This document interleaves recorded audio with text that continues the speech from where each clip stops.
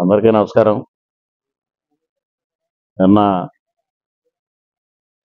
గొల్లలమావిడాడు గ్రామంలో ఒక దురదృష్టకరమైన సంఘటన జరిగింది. గొల్లలమావిడాడులో ఏదైతే ఈ వెంకటేశ్వర స్వామి ఆలయం ఉందో ఆ ఆలయంలో పెద్ద ఎత్తున వెండి ఆభరణాలు చోరీకి గురి కావడం జరిగింది. దాదాపు 25 లక్షలు 30 లక్షలు విలువ చేసే ఆభరణాలని చోరీ చేయడం జరిగింది.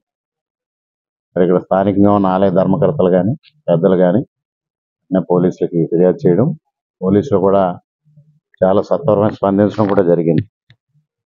స్పందించి అన్ని రకాలుగా సీసీ ఫుటేజ్లు కానీ ఇతరత్ర సమాచారం సేకరించి ఒక వ్యక్తిని అనుమానాస్పదగా గుర్తించడం, దానికి సంబంధించిన సమాచారాన్ని రాష్ట్ర వ్యాప్తంగా తెలియజేయడం, అన్ని పోలీస్ స్టేషన్లకి తెలియజేసి ఆ నిందితుడిని పట్టుకోవడానికి ప్రయత్నం చేస్తున్నాం.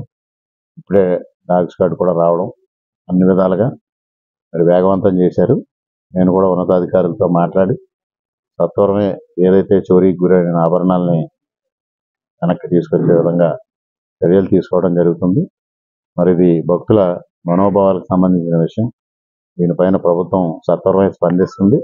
దోషుల్ని ఎంత వీలైతే అంత తొందరగా పట్టుకొని ఆ ఆభరణాలని వెనక్కి తీసుకోవడంలో ప్రభుత్వం అన్ని విధాలుగా చిత్తశుద్ధితో కృషి చేస్తుందనేది ఈ సందర్భంగా తెలియజేస్తాను. నేను కూడా వ్యక్తిగతంగా దీన్ని పర్యవేక్షించి పోలీసు ఉన్నతాధికారులు ఎప్పటికప్పుడు మాట్లాడి తగిన జాగ్రత్తలు తీసుకోవడం, తగిన విధంగా చర్యలు తీసుకోవడం ముందుకెళ్తామని తెలియజేస్తాము.